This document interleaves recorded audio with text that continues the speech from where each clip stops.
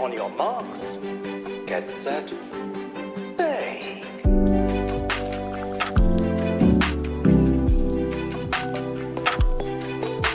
I love that.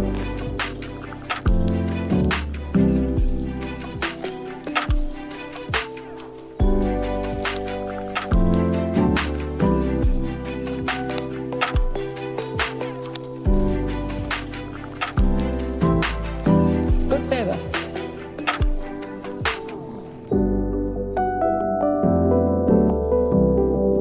That I really like.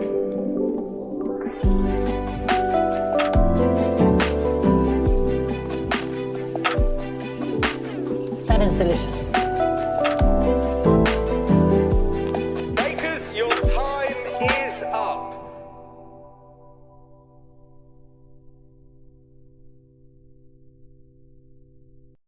Welcome back to the tent. It's Krème Patisserie. It's a great British bake-off podcast. It's hosted by me, the Internet's Terror 713. It's hosted by her, the Internet's Nick Jude.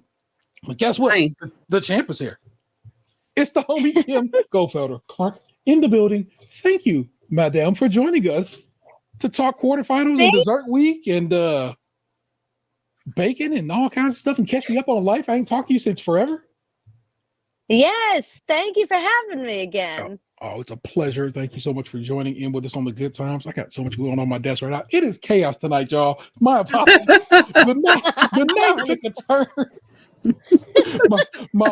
my child hit me up earlier. Was like, "Hey, come get me. I need a little bit of home time." So I had to go scoop my kid up from college to come home for a little bit, and we've been rolling ever since. But it's good. I got to get my kid and hang out with him for a little bit, which is lovely. With chest hair. With chest. My little grown man. Aw. A little beard coming in. I'm not that old. It's okay. It's okay. Oh my gosh, everybody! It is dessert week. It's also the quarterfinals, which is Quarterfinals. I cannot believe how fast this is going by. Because honestly, it's going by at a clip that has me like, I can't believe we're already here. Semis is tonight. That already happened in England. About let's do the math here. 5+ hours. I don't know, 6 or so hours back. it happened. Wait, is this our friend Frank in the chat? It is Frank in the chat. Frank does from time to time watch live. What up, big Frank? And so, oh my gosh, it was a bit of chaos. Yes, everything got. I had to get a quick, and I didn't just have to reboot it once. I had to reboot it twice. So it was bad. The computer took a hard crash, y'all. So, but we're here. It's a good time to be had. We're going to talk about all kinds of things that happened this week, but in general, we're going to hang out with Kim for a little bit, get caught up with her. Then we'll do some news. Then we'll do the rest of the show. It's easy. You know how he gets down. Kimmy, what the heck's been going on with you, madam? Well, let's see. The last time we spoke till now, it seems like it flew by, and yet it seems like forever.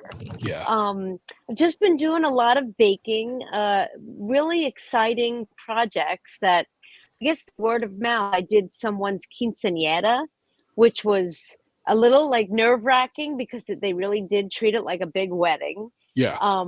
I did someone's 30th birthday party, and then just recently I did a wedding, which it's like a whole other world of stress. It's like almost tent level stress. The thing about it was for one of my very dearest friends. And when they told me they were getting married, I was like, can you do me the honor? I'll make you your wedding cake. And they said yes. Mm-hmm. And then, it was like one of those 3 tiers, 5 different fillings, 3 different types of cake because nobody wanted the same thing. And then the top tier is for their 1-year anniversary. So it was a whole kit and caboodle. It went off without a hitch, but so that was pretty exciting. That was last weekend, actually. Cool. And I've done a couple of breast cancer awareness bakes for this hair salon that I actually get my hair at. They found out that I won, and they were like, well, we do this wonderful thing every Mondays. Every Monday, anyone that is going through cancer treatments, they do free services. And so they wanted to do this thing where it was for breast cancer awareness month. I made like the pink ribbon cookies and then cupcakes, and they would give it out to all their clients. So that was very special. Oh yeah, that asked to is do that. so well. So in general, very sweet of you, but also that seems like a very satisfying thing to be able to do. It was lovely. Yeah. Dig that. I love that for you. Oh my gosh. Yeah, you are a baker and a half, because I constantly see stuff pop up in your stories and I'm like, what is Kim up to this time? She's whipping up something. I know. And it's oftentimes something big. It's always big. It can never be like, I'll have some bran muffins or something. No, you got to have like a whole like mountain with a ski lodge coming down the pike. Like, I don't know why. You're an impressive baker. You know what I'm saying? You build big. I'm sure you make a fine cookie, but I mean, who cares? Yeah, seriously, who cares? Like, you can go buy a cookie. You don't win the whole thing by playing small. There you go. That is the case. That is how one becomes the champ. So I'm watching Kim's internet ping around, but it's a no. So worry not. Your internet's being buddy. Okay. I mean, God bless. I'm watching your bars Can you still hear me? Yeah. It's just coming and go. I know how your internet likes to act. So if need be, you can slide. You'll just go to another room. You're okay. Don't worry about it. And if not, we'll be fine. Okay. I'll be in the bathroom later.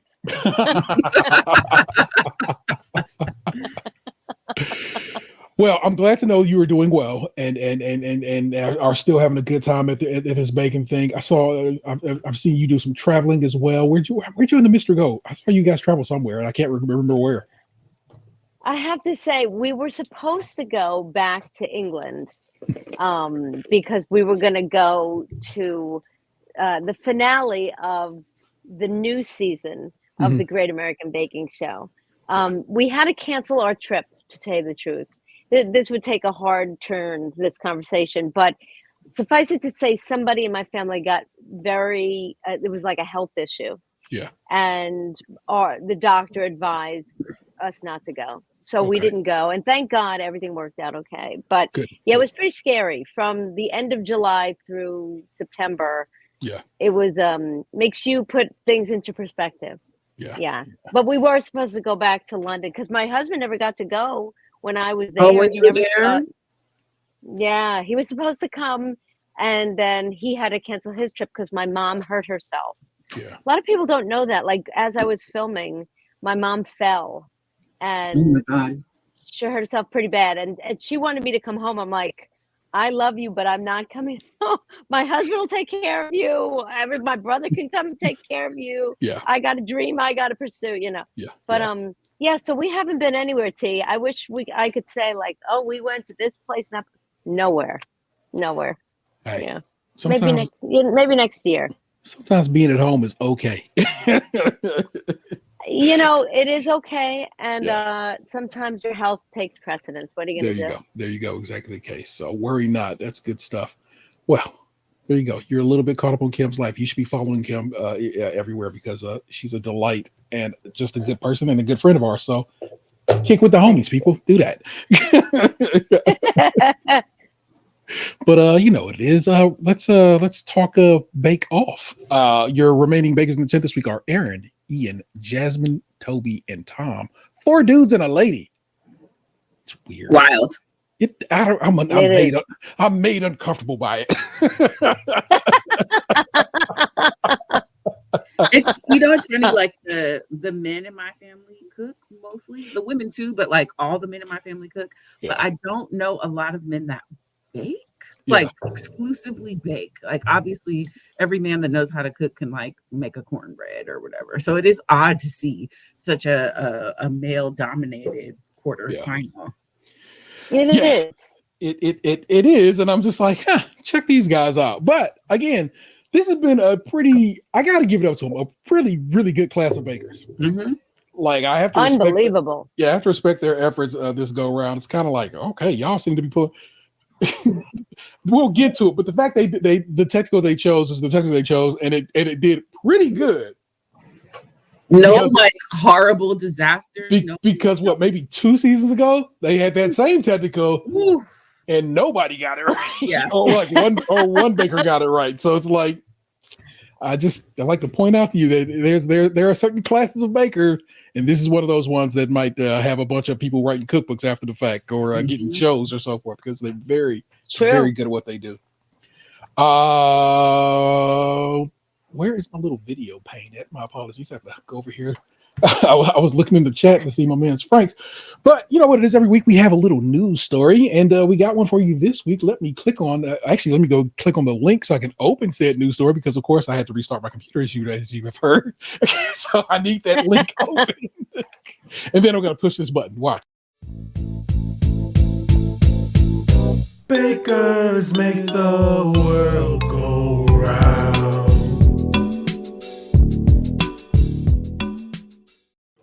It's Bakers Makes the World Go Round. The last time I did this with Kim was the news, so she got to be Bakers Make the World Go Round, but she was the whole news. So I got to do an entire interview with just her. So, and because of that, I have a whole little extra video that I get to play now. So thanks, Kim.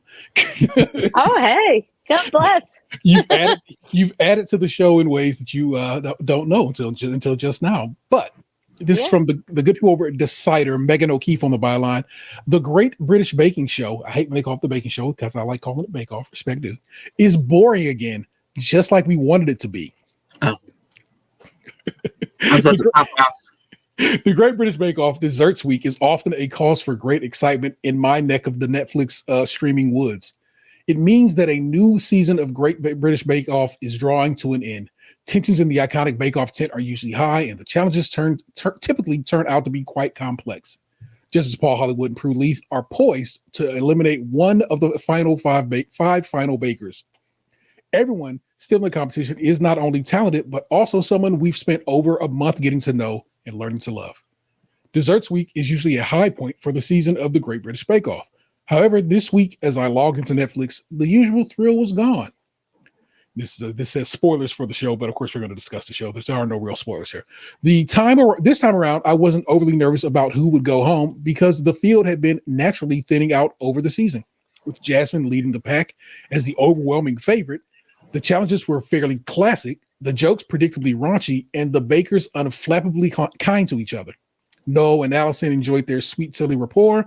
Even the rare ripples of weirdness, Ian getting attacked by a gust of wind blowing into the tent, were charming. All of which is to say, the Great British Bake Off has absolutely course corrected from its year of chaos and controversy. I don't feel like we had that, but go on, Megan. Everything about the Great British Bake Off Desserts Week was as cozy as could be. I should have been in heaven. Instead, I was bored. And I'm going to stop right there. What show are they watching? I mean, she can be bored. Seriously. The link to the remainder of that article is in your notes. Go have at it if you want to read the rest of Megan explaining why she is bored, but in a happy place with her boredom. I care not. Okay. Because it has been anything but boring to me. This has been so fun. It's been interesting. They've done interesting things within the technical. They've had some good bakes to me. And so I don't know. I'm not bored. I'm quite happy with what has been popping on for the tent, including Nick set me up. Yes, this week's signature challenge is a highly decorated Basque style cheesecake. This cheesecake, characterized with a burnished top and a silky smooth creamy center, originated from the Basque region in Spain around the early 90s. And I think they meant 1890s, but I don't know. They have 2.5 hours.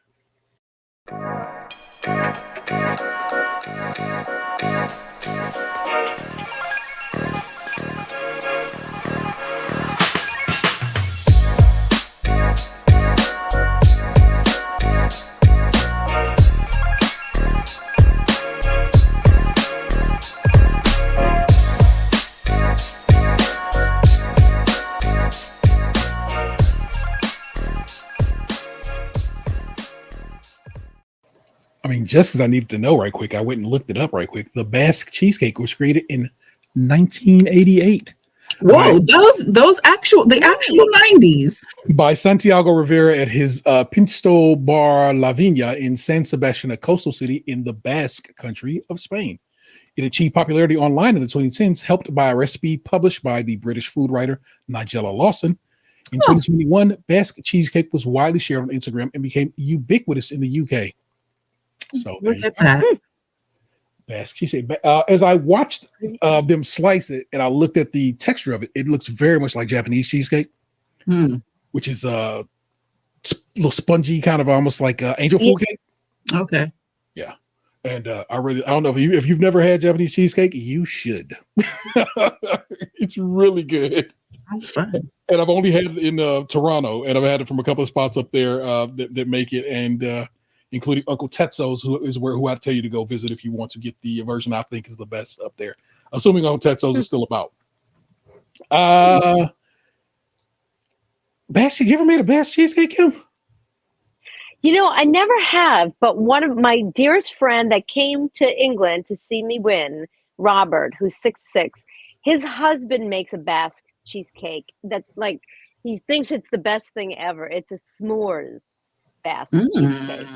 And Nice. it's pretty phenomenal looking with that burnt. I mean, it lends itself the burnt marshmallow topping, and it's quite delicious. But I personally have never made one. Have you made one? No, that's not my style.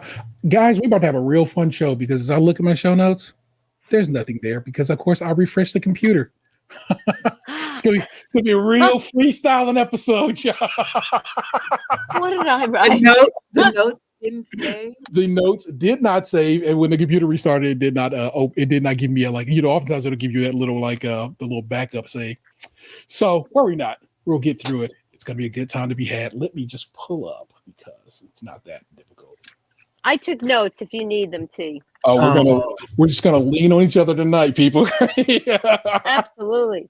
Yeah. And I have to say, Nick, you're frozen. I don't know, T. Can you see Nick move? It On my just end. it hiccups every now and again. She'll move and then not move. It's okay.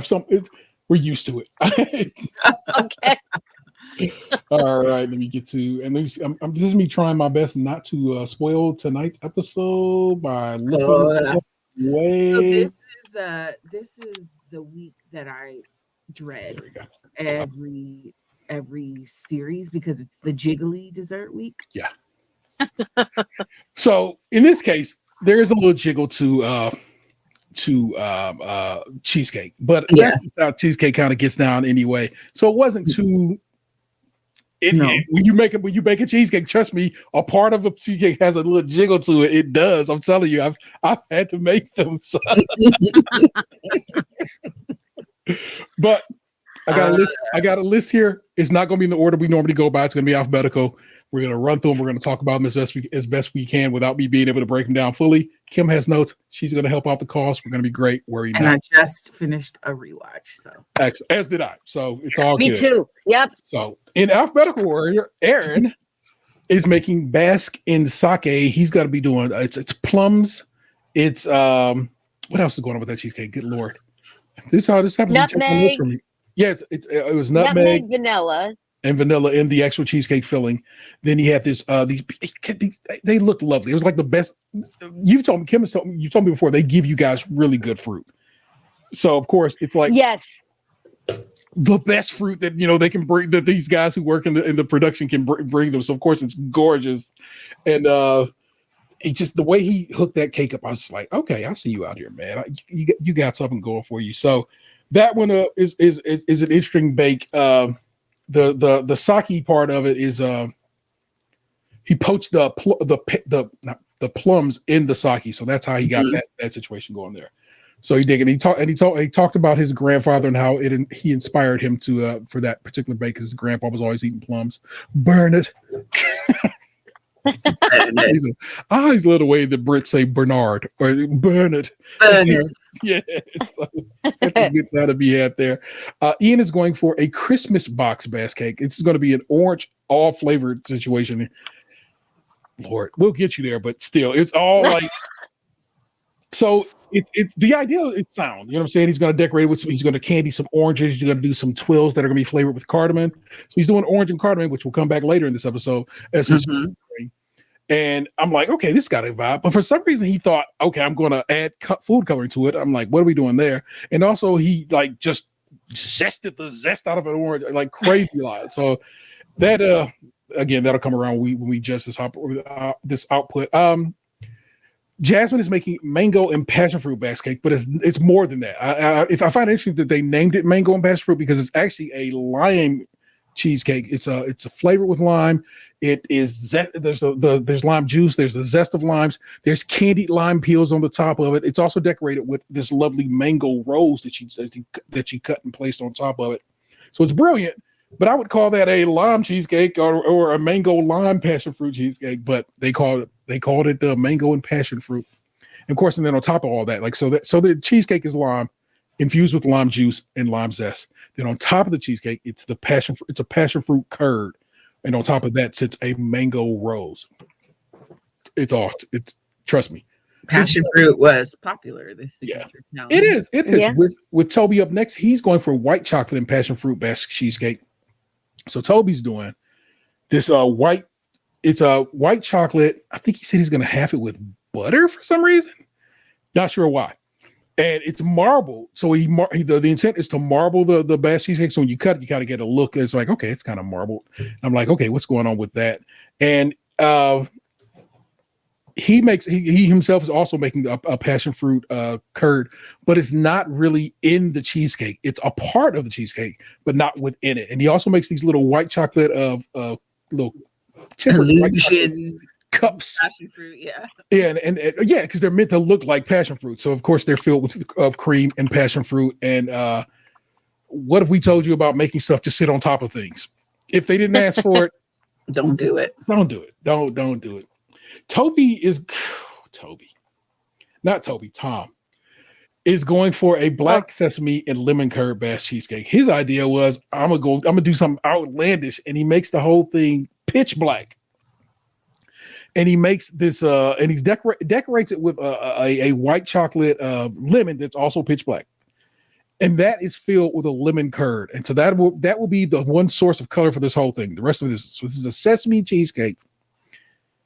flavored cheesecake, and then the lemon curd is within that the lemon shell situation. The whole idea of like a sesame flavored sweet dessert with lemon, I can't wrap my mind around what that tastes like. You ever had the little? I find it at the like Asian market and stuff like that. Yes, little sesame yes. joints. Yeah, okay. But those to me are sweet because they have like honey in them. Exactly. Mm-hmm. That is the source of the sugar. So you are absolutely correct. So it is interesting to me that he would choose to, and I don't recall seeing him toasting the sesame seeds or doing anything like that. He might have, but I'm like, there's something you got to do to bring that flavor forward. And let's discuss that when we judge their output. Again, we're just going to run down the line. And I kind of know the order this came in. So Jasmine was up first, because if you notice, Jasmine was kind of up first every time this week. Mm-hmm. Mm-hmm. Just letting you know, somebody had a particular style of edit this week, and it was her. Mm-hmm. And of course, they absolutely loved it. It was gorgeous. The lime was really lovely. Paul found the passion fruit and the cream very, if I recall correctly, cooling, and in a good way. Prue was really getting down with it and was like, "I'm gonna keep eating this if you don't take me away. Let me go away. Get this away from me." That's the first time she says in this episode about something Jasmine makes up. Because guess what? Jasmine's kind of on fire this week. She kind of is on fire every week. It's kind of a she's gonna be a doctor, y'all. Yeah. Which almost feels like a waste of a good baker. But I guess we need healthcare, you know. Right. Aaron was up next, and they absolutely loved everything about. They loved the way it looked. They appreciated the flavor, the contrast of the flavor, and so forth and so on. Aaron really kind of also had a great showing here in the signature. It was kind of impressive. That not impressive because we've seen Aaron kind of has the signature kind of on lock. And so he actually did very well. They appreciated the plums and how they looked and so forth. And like I said, what they brought to because you have the sweetness from the plums mixing with the creaminess of the cheesecake, and it just all worked out well. And the flavor just kind of was fantastic. So respect due to Aaron and his efforts. I believe it was Toby up next. And they take a bite out of Toby's, and Prue was like, "That is rich and very rich at that." And Paul's like, "Yeah, it's kind of a little overpowering almost in I guess its richness. And so they're kind of explaining to him that he kind of needed something citrusy or something within the cheesecake itself to help lift the flavor, cut the flavor. Yeah, you know what I'm saying? And Prue's like, hey, let me try one of these little whatevers. And she just pops the whole thing in her mouth. And he's like, oh, she does her little dance. I love when Prue dances. and then Paul's like, oh, yeah, see that right there? You should have did that throughout the whole Inside the cheesecake. cake. Yes. But I like when Paul will give just a little hint, you know what I'm saying? A little baker's wisdom that he passes on. Like, come on, man. We know we got going on here. Be aware of it and be wise. Ian's up next, and they like the look of it. They like the way the candied oranges look. They're appreciative of the style and so forth and so on. Not too big a fan of. It's not they were anti the cardamom twills, but they were just like, what's going on here? Mm-hmm. But they take a bite of cake and Prue's like, that orange is a bit strong. Also, what's up with this color? Because he put a little food color in it for no reason. For no reason. I understand what I know. He thought he had a reason. He did not have a reason, in my opinion. It was basically for no reason. But yeah, it was wildly bitter. It was entirely too much zest, probably down to the pith. Lots of pithy jokes made this week, y'all. Oh, they ran those pith jokes to the ground. Taking the pith is what was going on this go around. And I just was like, yeah, that's wild to me that it went down like that. And so they didn't really like the flavor of the cheesecake. And so as they walk away, Ian takes a bite himself and is like, oh no.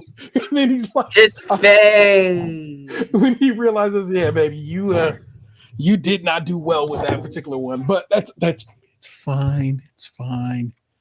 Until it's not. Tom's up next. And so they like the look of it. The look, it's actually Prue likes the look of it. Bob was already kind of off about this.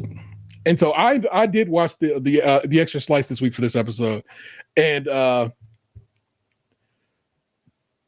so they crack the lemon. The lemon spreads all over the place. And I want you to know how unsettling it looks. Okay? It just looks gross. And they eat it, and Paul's like, you needed that lemon because that sesame is so far back and faint that you can't even taste it. I thought it looked cool. I thought the all black was cool. I think that the cutting into the lemon and pouring out this bright yellow to contrast on the black, cool for a Halloween themed dessert. So should have been red. On the extra slice, Paul was like, it looked like pus. And I was like, you're right. Oh no. You're right. It gave me a little ick in my stomach. And then when I heard him say that, I go, that's exactly why. Yeah. It was gross on a level that I was like not expecting. And oh, hey, I need to skip you on this, my man. Frank, of course, is like, if you didn't know, because Ian was having trouble getting the cheesecake off of the paper. And Paul was like, just leave it on there, man. I know what's going on. Yeah. And again, that happened on the extra slice. Y'all got to watch the extra slice if you are like just a bake-off nut like I am. It just really is it's a good extras thing to have on this to watch. So basically, Prue's like, I like the look, and it's kind of okay, but basically this is fully style over substance, everybody. And it's far too late into this season to be doing that. And so the rest of the effort has to be Tom knows what he has to do. I'll just say that. so and that's a good thing. That's good. That's a great thing, in fact. And so that's what's up with that. Nick, set me up for the next round, please, and thank you. That is our technical challenge, which this week is set by Prue. She advises them that time is tight and they have to do a lot of multitasking and they should read the recipe first. The technical challenge is 6 gluten-free orange upside down puddings. The puddings should consist of a moist, fragrant orange and cardamom sponge topped with caramelized orange and served alongside a delicious, silky smooth crème anglaise. They have 1.5 hours.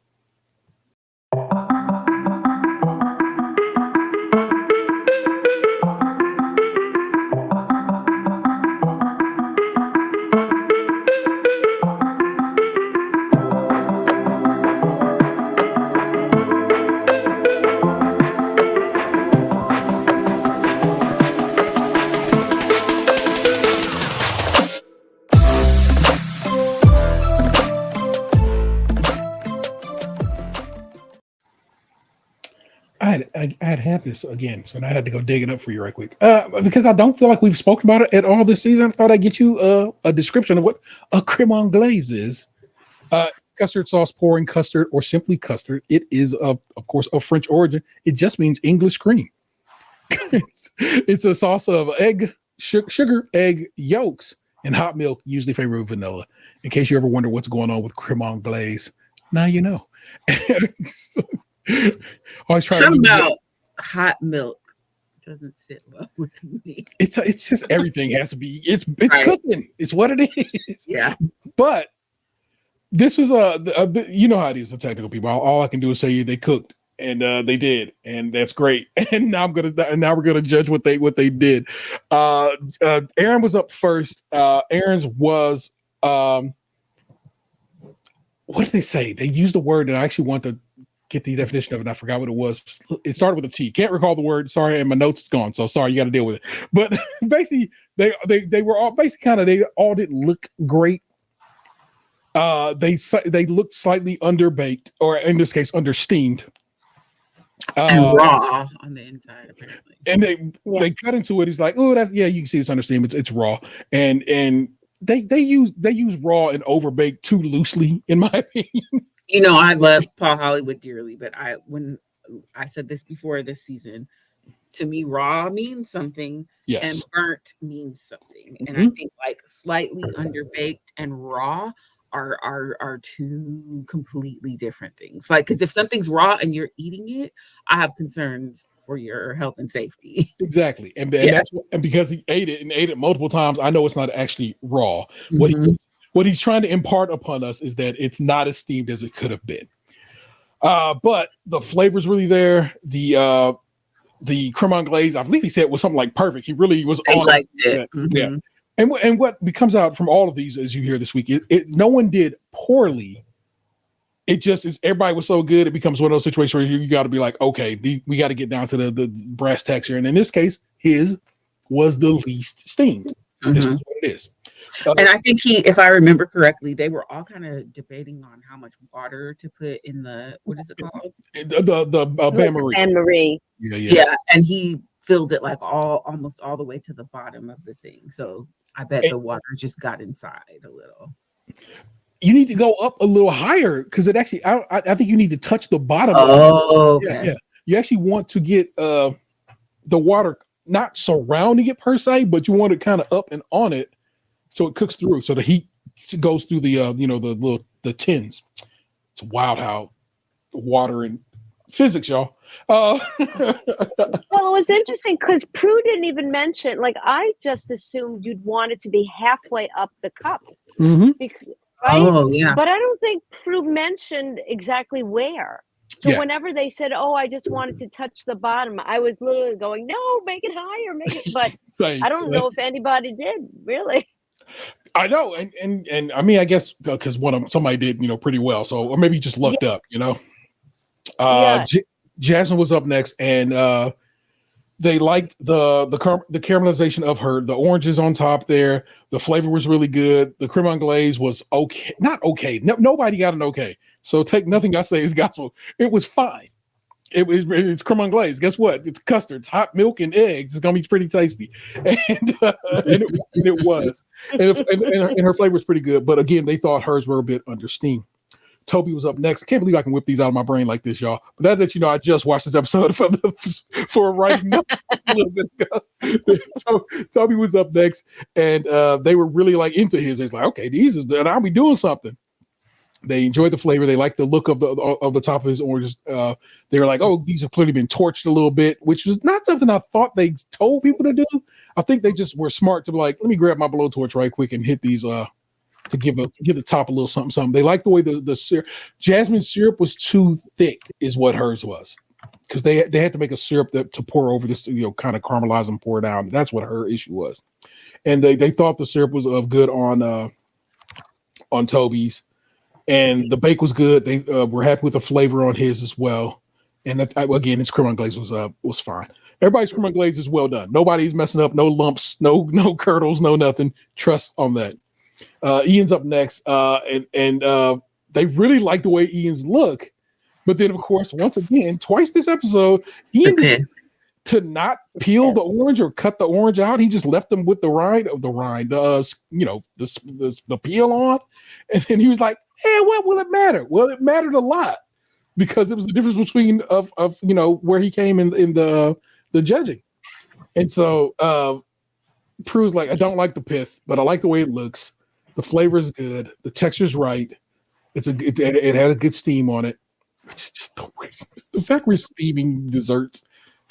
It doesn't sit well with me. The English are a wild bunch. It's like this is like you have a fire like in a box that will contain it. You don't have to steam it. You don't have to do this. But alas, that is what they've decided to do, how they like their food. And they also eat eels. Lots of things going on there. So, jellied eels. Not just eel. I've had eel from a Japanese spot. Guess what? They're doing some things good with eel. The English, on the other hand, what's going on there? Okay. Tom bringing up the rear. I got to tell y'all, they look perfect. Yeah, they were perfect. It was crazy. Gorgeous. I believe this is where we got a neat as a pin, Miss Nick Jew. And if you look at them, like the syrup is pouring down, and there's a contrast to how it looked to the rest of the bake. The tops were perfectly caramelized and looked gorgeous. And Paul cut into that bad was, oh yeah, that's good, strong flavor, and just everybody was excited to eat. They were excited to eat them bad boys. So you kind of knew, wow, finally, our boy has won a technical. Who has been the highest he had come in tech before this was fourth. Every other time, and I mean every other time, either last or second to last. He is bad in technicals. He was so bad in technicals that I've always said technical is what's going to end up getting him when he gets got. This time around. When he was fourth, I don't think the pack was very large. Yeah, it's a weird situation with that one. But your ranking is as follows. Aaron comes in last, and they just said it's underbaked, understeamed. I don't want to use the right terms. Jasmine, pretty much the same difference. Toby's they really like. It's just Toby's weren't as good as Ian's, who they tell, hey man, what's up with this pith? Why'd you leave? And again, there's a whole nother round of pith jokes. You have to get down. Basically, what he was like, no, but it won't matter. It does matter because that was the difference between you being and possibly being in first place, and it mattered when it mattered. Tom is in first. Give big up to him for that, and he was super excited for it. He was actually kind of taken aback by it. He's like, the best I've done is fourth. I can't believe I did that. Having just had a poor showing in the signature, him doing well in the technical was a big deal to him. And I'm appreciative that he understood that and kind of got that off. And big up to Tom for that, man. I'm glad we got to see that ability show up finally. You know what I'm saying? He's a heck of a baker, except when he doesn't practice, and that's what the techno challenge is. Mm-hmm. And so that is the likes of the situation. So that was your techno challenge. I hope you enjoyed it, Nick. Keep on rolling. Showstopper challenge. The judges would love them to make a sensational, celebratory, freestanding trifle. The judges are looking for an elegant and sophisticated multi-layered dessert inspired by the classic trifle, which consists of a jelly, custard, and baked element. The judges will be looking for something bold and highly elaborate. They have 4.5 hours.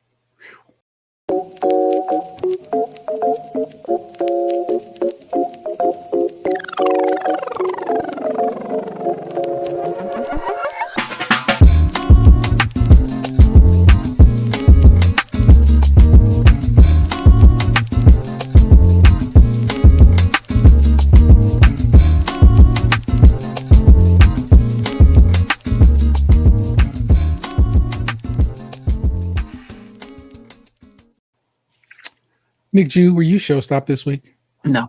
Let me tell you, in the brief, they want something bold and highly elaborate. There were plenty of beautifully decorated small trifles. And I understand because of the nature of the trifle, it's not like you can have this huge. But Tom, who made something show-stopping, got it's too big. Yeah. It's I don't know. It's an interesting one to watch. As far as I know, Trifle's coming like pretty elaborate, tall bowls with a nice little stand. I think of the episode of Friends where they made a trifle and they put beans in it, and it was peas and ground beef. And then Joey's eating it. He goes, "What's that like? Meat good." It's like, oh my god. Episodes that stick out for me, Friends people. Let's run it down. I got to see if I can pull this in order. I think Tom went up first. Tom is doing one inspired by a holiday with his family to Greece, and he explains that his mom made a dessert every night of yogurt and almonds and figs and so forth and so on, and honey, and how he really enjoyed it. He said it was so good, and he just enjoyed eating it every night. And so that's what his cake is going to be based on. His trifle is going to be based on. And so it's a sponge soaked in. Ooh, I got a picture for you guys. Hold on. Let me pull this up. Creme de figue. And I was like, figue, Chris, creme de figue. And then I, of course, go look it up. And it turns out it is. Give me just a second here. Give you a little screen share. Da-da-da-da. It's a liqueur flavored like figs from France. Yuck. I could enjoy, a fig Newton, but I don't think I want to drink fig anything. But I thought that's kind of nifty. So his sponge is going to be soaked in the creme de figue. That's where you're going to get that figgy flavor from. There's a layer of creme mousseline, but he made the creme mousseline with Greek yogurt. So a creme mousseline is creme pat, and man, wow. Kind of remember what creme pat and whipped butter is how you get a creme mousseline. And I'm saying, in my opinion, I think he's replacing the butter with the Greek yogurt, and that's how he got that. But that layer is a layer of creme mousseline. But in there are these figs, actual figs, English figs, as we find out later. Then there's honey in there's honey in his batter. It's like in the jelly.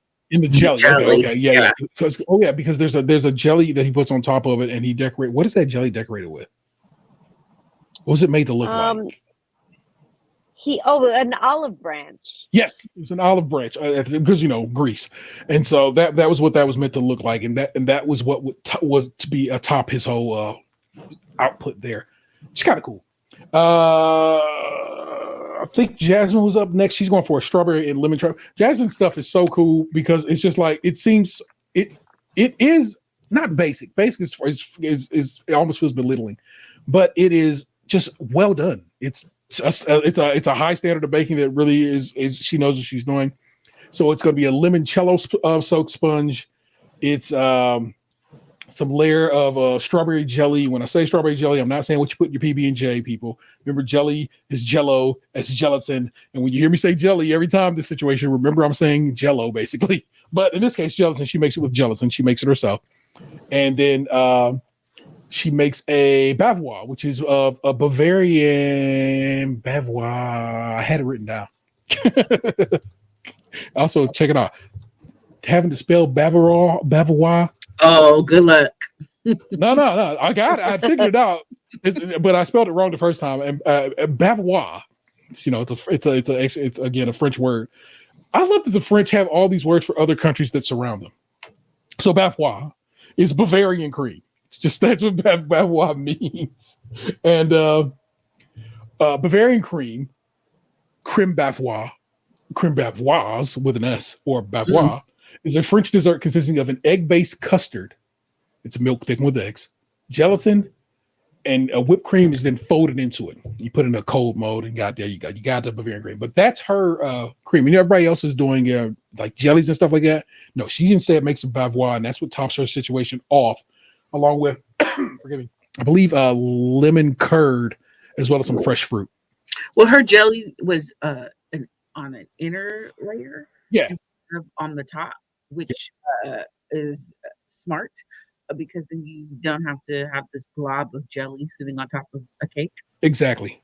Her plays. I tell you, everything about her. Jasmine shoots lights out night after night. She is the Steph Curry of baking at this point. And it's kind of fantastic. I'm excited to figure out see how she did tonight in the semis. let's do Toby next. Toby's doing Nanny Mo's Sherry Trifle, which is dedicated to, of course, his Nan Mo, who makes a cherry trifle at Christmas time every year, and he really gets down with it. This is going to be, of course, a sponge soaked with sherry. It is, what else is going on in Nanny Mo's sherry trifle? It's going to be decorated in a Christmas kind of theme. He makes these strawberry Santas that Paul later calls Father Christmases, but we'll get around to that because, of course, they call them Father Christmas. You know what I'm saying? It's a thing. Not Santa Claus? No, they don't get that one. It's Father Christmas. Those were adorable, though. I feel like he's given me an idea for a really cute, simple Christmas decoration. Yeah. Yeah. Goodness gracious. Elderflower. He used an elderflower in his jelly, right? In the cream. He's in the cream. Okay. Yeah. What did he put in that jelly? I never had elderflower. Elderflower. Gin. Gin is elderflower? Mm-hmm. Oh, okay. So I've had elderflower. Check me out. I'm so fancy. I didn't know. I'm pretty sure it is. Okay. No, that's juniper. Juniper and gin. I know that. That for sure. Now that I think on that. That's right. Elderflower. I have had elderflower gin, like you infused. Yeah. It's distilled with juniper. There's some famous drink that has elderflower with like Saint Germain or something. Yeah, exactly that. Well, hey, elderflower seems to be they seem to make everything with it: sodas, liqueurs, and so forth and so on. So it's elderflower is out there across the pond, y'all. So get down with it. Yeah, if you've had a fancy gin or a fancy gin cocktail, you've had some elderflower. Yeah, I was trying to remember what else is going on in his bake, and I cannot for the life of me. So there you go. That's Toby. White chocolate. It's got no. There's no white chocolate in this one. There's no white chocolate in there. That's his other one. Can't call it. He was the one who had the jelly thing on the top. I can't remember what his decoration was on the inside. It was a poinsettia. There you go. And he had this jelly on the top of the decoration with jelly art. You know how they going with the what is that called, Kim? Injector thing. It's the needles, the injectors. Yeah.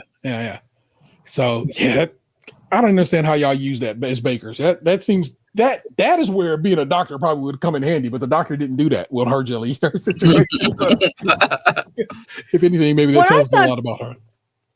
I thought it was very interesting because Toby used the bowl, but it wasn't a clear bowl. So like when you inject that, it just reminded me of the jelly art challenge we had because when you injected it, you could just lift it up and see what your flour is doing. But if it's dark and you can't, like I said, well, how's he going to figure it out? But the fact that he managed it, well, you know what it is? I'm going to assume practice. Practice simply made perfect for him this go around. And it turned out pretty okay. So it was, yeah. Who we got left? We got Toby. Aaron. Okay, let's. Aaron is doing the trifle haters trifle because Aaron doesn't like trifle, and everybody in that tent seems shocked by it, including our judges, Paul and Prue. Are like, what you talking about? I love it. It's my favorite dessert. It's his favorite dessert. Later, Allison comes up and he's like, "Oh my god, trifle!" What do you mean you don't love trifle? I've never had a trifle, but I'm with Aaron. I don't want no damn jelly and cake and cream. Yeah, I think the jelly is. I feel like that is not an always present part of the trifle.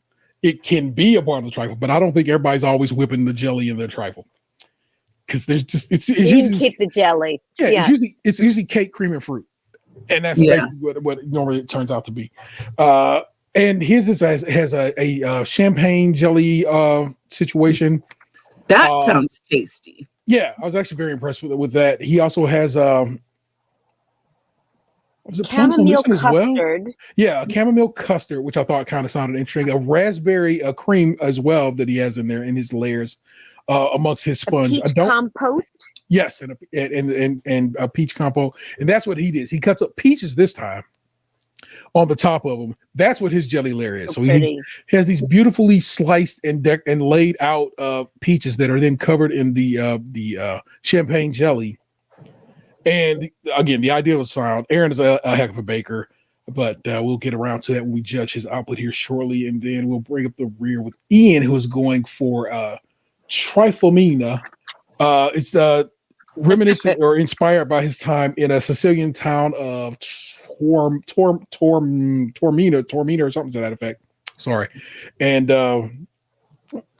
again, a cool idea. It's a jacon that is the collar is this jacon that is meant to resemble a Sicilian tile, which is gorgeous. That was gorgeous. That collar. Yes. On top is supposed to be a lemon jelly that is, I mean, remember, if I say jelly, what do I mean? There you go. Okay, it's going to be a Sicilian sun. There's a whole little bit back and forth between Paul and him and talking about this. What's the difference about the Sicilian sun? Does it come out in the daytime? And Prue, of course, has to. I love that Prue comes in every now and again. It's like, come on, man, leave my baby alone. she'll just settle people down when they get a little too much. Like, you're gonna be doing this. And what are his layers? Do y'all recall offhand what in between his layers of He had strawberry masala jelly. Yes. And a lemon injected jelly dome on top. Yeah. That fried pastry cannoli in the middle. The cannoli disc spread out on the inside. Yeah. Which is like, okay, that's a cool little idea. A little textural difference. And I kind of like that. I like a little bit of a crunchy and kind of situation. So I kind of, yeah. So I very much would dig on that. So that is everybody. Before we judge them, I get to play this video that I made just for Kim because I needed a gap in video. So check it out. I interviewed Kim before I talked to any other baker from her season, The Great American Baking Show.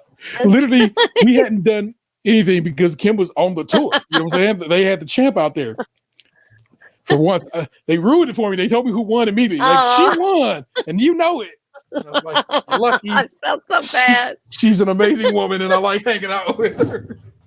But because of that, I had a whole, we do the show like this, and of course, I had an entire package that I'd made with Kim that had been filmed like a month and a half before that I injected into the show. And because of that, I had to make a new clip to go into that video, and now I use that to go from us talking about the Showstopper into the judging of the Showstopper, and I'm going to push play on it right now. Check it out.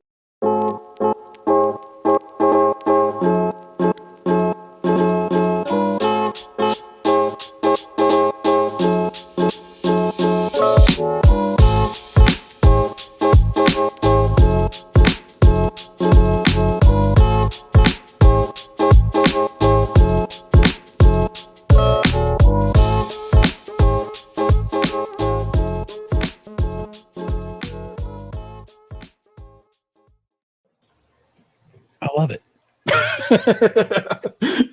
I know that Jasmine was up first because remember I told you Jasmine's been up first this whole episode, so it's kind of on time. And they absolutely are like, "Yo, that's crazy. That looks amazing." Paul looks at it and he goes and he cuts into it and he's like, "Oh, you just made a big Victoria sandwich." Victoria sandwich. The camera person so shady. They zoomed right in on all the imperfections on hers as the judges were talking about how perfect it was. I'm like, oh, why would y'all do that? Why would y'all do that? Well, they cut into it, and once again, they cut two big pieces out of it. In fact, and what had been discussed with her as she was making it, as they came around talking to her, she was like, "I'm trying to make sure I put the right amount of gelatin in, so it's not rubbery, but also not liquid." And it turns out she did just that. She shot lights out again, y'all. The jelly is perfect. It's perfectly set. The layers of sponge are perfectly baked. The cream is good. The lemon is doing the dang thing. The bathwash is working.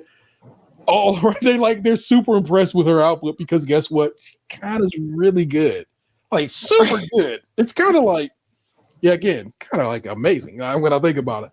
And I was like, okay, that's my girl doing the dang thing. So again, Jasmine knocked it right out of the park, y'all. Sorry, she's good at what she does. Aaron came up next. Aaron sets his down. They're like, holy cow, this is gorgeous. Like it looks exceptional and so forth. And then they cut into it, and it cuts well, and it looks nice and so forth. And they taste it, and Paul's like, the chamomile layer is a bit rubbery, meaning he put too much gelatin into that layer. The raspberry layer is a bit, I think, thin. So that wasn't quite doing what he needed to do. The sponge is overbaked and dry. And but it tasted good. And then, but that's kind of the point. It's like this all sounds like, man, oh my God. I'm like, this sounds like send home worthy. But no, they get to that jelly topping, like, yo, that champagne jelly is insane. And this all together tastes so good. It's just the texture. Prue's like, oh, that chamomile is good. But if I eat the chamomile, I have to eat it by itself because the raspberry is a bit overpowering. And I'm like, okay, I can see that. But the raspberry itself is good, and everything is delicious. It's simply a texture issue this go around, and I know that is the saving grace. It's like, man, it was pretty and it tasted good. Yeah, not texturally right, and that's anybody's kind of bag. That texture might be somebody else. Like, I love the way this turned out. So I feel like they are kind of like, okay, that can just be opinion, not all the way fact. Toby's up next. Yes. And they love the way Toby's looks. And like I said, Paul's like, I love these Father Christmases. I've never seen anything like that. And that's how I know Paul ain't never been on the internet or don't be on these because little strawberry Santas have been a thing for, at this point, some years now, with the little whipped cream Santas, you know what I'm saying? And people tell you how to make them. And at Christmas every year, like, make Santa Claus with, with piping some whipped cream and so forth and so on. So Paul just be out here missing. They are not upset that so Toby's gelatin didn't separate from the bowl clean. It ended up tearing a bit, but the injecting work was still so well done that they're like, oh yeah, that actually looks pretty good. Toby's cake is like a rock and bone dry. And I'm just like, is it though, Paul? Or is you just being a butt today? Again, they're appreciative of the flavor profile that he has going on in his, which I cannot remember. So my apologies, y'all. But they do like that. This again, it's a texture issue basically for two bakes in a straight, which also is, again, I think what makes what ends up becoming like a saving grace for Aaron is like, okay, two of y'all did this. And his tasted really good, and yours tastes pretty good. So y'all be fine this week, and they work. Ian comes out with his no, I think they brought Ian. Yeah, Ian came last. So Tom's up next, and it's gorgeous. It's so pretty, y'all. Oh God, gorgeous. Like, I don't understand how he managed to still speak a bad word because he's like. Prue's so impressed. Paul's like, oh, you're right. This looks amazing. It's big. In fact, I think it's too big. I'm like, shut up. The Showstopper. That's a trash complaint to make. That's a trash complaint to make about, because the Showstopper is supposed to be indeed impressive. In fact, that is the brief. You wanted something, elegantly designed and look great, and he came out and did just that. You have to see. So, man, again, these are freestanding trifles. Trifles, like I just explained earlier, usually are in a dish or a bowl. Yeah. And so the fact that these are out in the air and not falling over, you should be impressed by the efforts of these bakers. I'm just telling you. And so there's the layer of sponge. There's the Greek yogurt mousseline that he has. In that layer, it's surrounded by figs. Another layer of sponge. Then the jelly on top of that. It's crazy, right? So they cut into it, and they take a slice out of it, and guess what? It's fine. It's sturdy. It holds up. They taste it, and they're like, oh, it's almond, and it's almond extract. And I don't know how many times I have to tell y'all, people, don't use extracts in these bakes, or figure out how much extract you need, because they keep hitting it too hard, so the jacquard is just all almond. And you're not really getting anything from the honey. As it turns out, you're not getting anything from the figs, but that's because it turns out English figs aren't very strong in their flavor, which is now this is a situation where, okay, like I said, he didn't get to bring his figs. They bring him figs. Like, if English figs are bad, get me some Spanish figs or whoever figs is figging. Greek figs, if you will. Don't get me the worst of the possibilities of fig here. Seriously. But it's just almond. It's all almond. and that is a problem. And because of that, basically, it's twice now where it becomes it's more swag, it's more style than it is substance. And I was like, is they about to send my man home? And I'm like, what they love him. I'm like, they really loved him some time. No, they weren't gonna do it. The technical doesn't count until it does. Until it does. Yeah. And so I was really like, man, Tom might go home off of this gorgeous cake. That's crazy to me. But it was distinctly possible until Ian brings up the rear. His bake, as you can see, it's kind of starting to press down on itself, so the cake's starting to bow out. He had attempted, and I thought smartly, try to cover the gaps in the jacquard that wraps around it. Smartly so. And I was like, oh yeah, a little whipped cream in there, perfect. Yes, do that. But even still, it's just heavy until it keeps pushing down and bulging out even further because it has a big old slab of gelatin on top of it. The gelatin sun really, really, really turned out well. I guess you could have caramelized. You know what? That is wise. Look, hit that bad boy with a little caramel. Hit that up. Yes, that like he probably could have did something to it, but it's just not as aesthetically pleasing because that row of half-cut figs around the it really was something gorgeous. Beautiful. Yeah, I know, but then like I mean, just think about it. Just take this. You sprinkle a little sugar on it, hit it with the torch. Bring a little something out. I don't know. You know what I'm saying? 2020 hindsight, you know what it is. They taste Ian's jelly and they like, what's that flavor supposed to be? They're like lemon.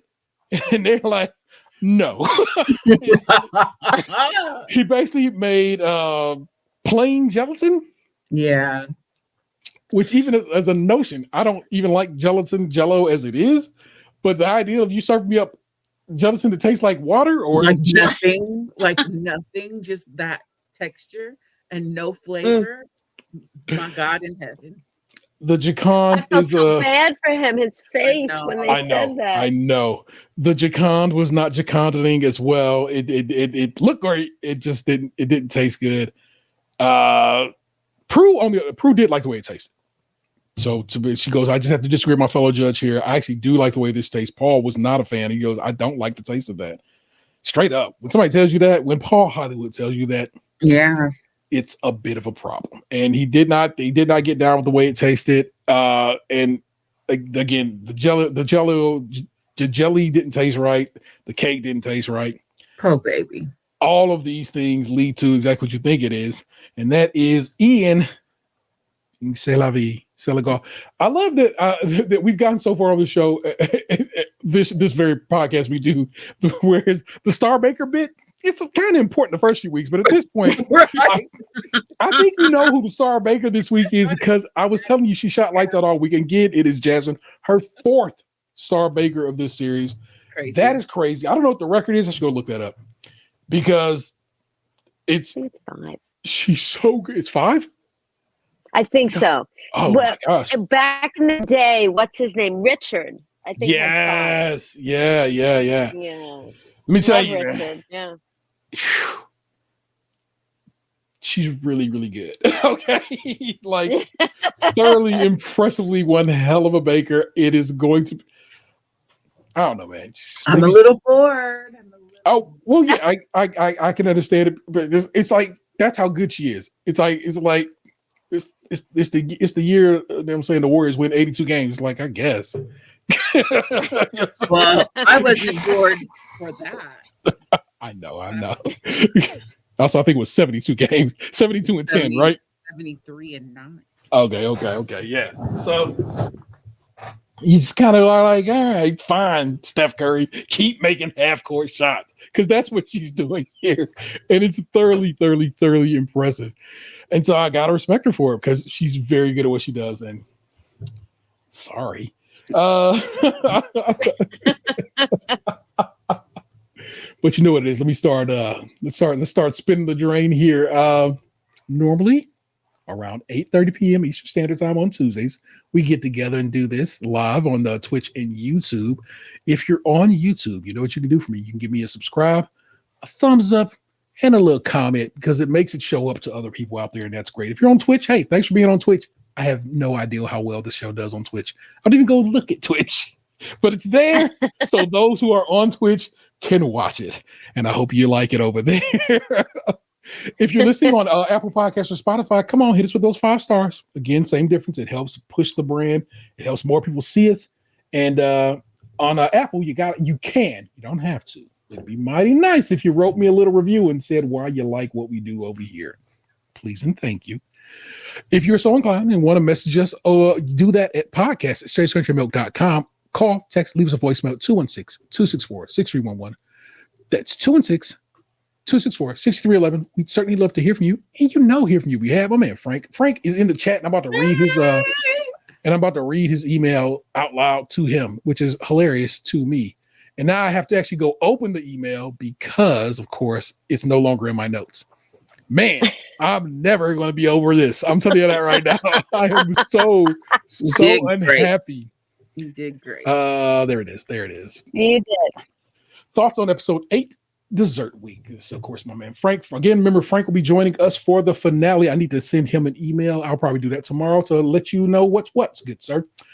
Well, another dessert week and another elimination. Congrats to Jasmine for win number 4. I hope she survives Patisserie Week, which is this next episode, and makes it to the finals. Good on Toby for maintaining momentum. I want him to make it to the finals as well. Toby and Jasmine have become my favorites, and I would be content if either won. Not sure who I want in that 3rd spot. Alas, goodbye to Ian. It's sad, but not surprising to see him eliminated. It's impressive he made it to the quarterfinals, but he was hit and miss, as he himself has admitted. Yeah. Interesting that it was very close between him and Tom. Speaking of Tom, it is truly ironic that he finally wins the technical, yet it happens during his weakest performance on the show. Isn't that funny how that works out? Yeah. It's frustrating to see how it's playing out for him. You don't like seeing that happen to a baker of his skills. I hope it is what settles him. And says, you know what, going forward, let's just do some good bakes, some good solid bakes, and not try to be too here and or there. Make good things that taste good, bro. You'll be fine. How did he and Ian end up with the bakes with no flavor? Seriously, how does that happen? Neither are novices. I don't recall that ever happening on any other seasons at such a stage in the competition. During the exercise, Ian was lovely. Was his lovely, humble self. Paul was on the show as well. They played a game concerning mullets. It was hilarious. They imposed a celebrity mullet on Bake Off cast members, and the guest had to guess who the mullet belonged to. Also a good time, y'all. One interesting bit about Ian's baking showed up in the unseen clip from the episode where he says the bake will only have his heart and soul, unlike the other times, like bits of hair, skin, or other parts of him. Yeah, he talks about how it's funny. No. Because Paul is a guest on this week's extra slice on that episode, and he's like, "Oh my god!" Yeah. An audience member asked if he ever got extra time, and he said he got an extra. I thought he said 5 minutes, but you said 15 when he cut off a bit of his finger doing bread. Oh! Someone asked what happened to that tip that got cut off, and Ian said he doesn't know where it ended up. And then Paul was like, "I know where it ended up." It was so good. Again, I cannot tell you enough how you should be checking out the Extra Life. In fact, I'm telling you to check out Extra Slice, but trust me, at the bottom of your show notes, you'll see a thing that says the Extra Slice. Click that link. Trust, I got you. Okay. Thank you for that, Frank. It is a delight always to have you talk to. Over on Spotify, Brad commented, "What's the best birthday cake flavor?" And of course, birthday cake is a flavor in some situations, and it's tasty. It's fine. I have been in a coconut place with my cake lately, but I don't. That was my birthday cake this year. I got the Tom Cruise cake, Kim. It was very good. I got to give my lady ordered from that bakery out there in California, and it was really good. Nice. Yeah. Good for you. But cakes I've had several times is basically, if you will, a Reese's themed birthday cake. I've had multiple peanut butter and chocolate cakes in my life, and I love them. And so that would be my personal birthday cake. What about you, ladies? What do you like, love Nick? cake. I don't love cake. Like I know. You know, I'm a yellow cake chocolate frosting. For my birthday, I usually ask for a giant cookie or cupcakes. Okay. So, I made yellow cake with chocolate icing the other day. yeah, man, Mm. it's the one. It's the one. It is kind of the one. It's lovely. Yeah. But, you know, a nice funfetti. I love Respect. Funfetti is like birthday cake. That's when you think of birthday cake, that's kind of what I think of. So, Kim Baker I always extraordinaire. like. Yeah, well, you're gonna laugh at this. I like ice cream cake. I think if I was a child and we would get like Friendlies or Carvel. Yeah. My husband actually asked me the other day, "Oh, have you ever made an ice cream cake?" And I don't think I have. So that's got to be on the agenda. It's like a nice like vanilla cake and ice cream and some whipped cream, and that's all right. So my kid's godfather, my man Gabe, and I have this ongoing debate about ice cream cake because it's simply not cake. But there's a layer of cake in there. In the ice cream. There is a layer of cake at Baskin Robbins, and I think somebody told me Cold Stone does a layer of cake. I've never had ice cream cake that didn't have a layer of cake in it. Everything else is pie. So Dairy Queen has a layer of crunchies. I think Caravel does a layer of crunchies as well. And so most of these ice cream cakes will have a layer of basically Hydrox is what they were for years. I'm sure they crossed over to Oreos at this point. And then it's ice cream shaped in a cake and decorated with usually whipped cream or whipped topping. No, that's a pie. Yeah. Not pie. It's just ice cream is what it is in the shape of cake. That's all it is. No, and but I like cake and ice cream. I'm gonna come visit you and I'm gonna make you cake and then ice cream and then I'm gonna stick another cake on top so there'll be no debate about it. Then at that point, guess what? That is ice cream cake. But that's not what Dairy Queen out here hustling these streets. Yeah, no, absolutely. You got that right. See, for me, and like when I was a little girl, I would love to go to Friendlies and it was a chocolate egg cream and vanilla ice cream on top. There was no cake in that whatsoever. But to me, that's the epitome of heaven. Like last meal, that's part of it. It's so good. I absolutely love that. You should be getting down with some of that there, okay, people? Thanks, Brett. That's a good. Thank you for bringing the question to the group. Yeah, I love it. I love that for all of us. Kim, thank you so very much for joining us. It's such a delight to have you. Yay! I knew I wanted you for this episode once I was like, "Oh, this jelly art popping." I know my lady can do this. So let me make sure I get her on this get her back in this operation before we get too late in the game. Tell people where they can keep up with you if you're so inclined and so forth.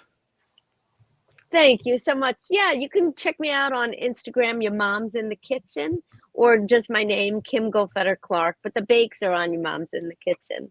Yeah. Or Facebook, or, just hit me up any of the social medias.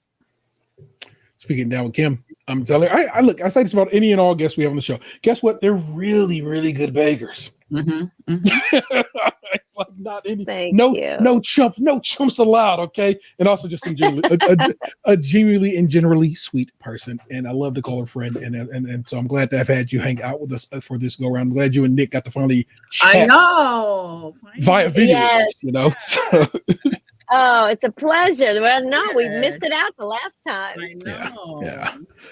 Nick all hardworking. Right. I took the day off to interview Kim. I had to take the day off from work to interview Kim. It was great. I had thank you. Madam, I have the time. Worry not. And typically I work from home, so normally I could have done it, but I just happened to be that day was I think that was like almost like, I don't know if it was your first return to office, but it was definitely one to call you back to the office situation. So I know. Yeah. So worry not. Well, it's all good. Pleasure. Yeah. You go check out Kim's episode we did. And her episode is, of course, the finale of this past season of the Great American Baking Show. It's a good, fun time to be at there. I love having the champ on with us. So thank you so much for that. Hey. Thank you. Yep. I am the internet's Tayrail713. I say that because people seem to not spell my name right. I was just on my man Delvin's podcast, and Delvin spells that name. It's not my actual name, as you know. He spelled it with extra L's, no 713. I was like, Delvin, man, what did you do? Who is this? And he said he's going to correct it, but I don't think he did. But go check out the Delvin Cox Experience. I was on a recent episode. It's a good time to be out there. We talked about D'Angelo. So that is what's up. Bake with us again next time. See you then. Peace. What happened to your ass? It used to be beautiful. Stays crunchy and milk.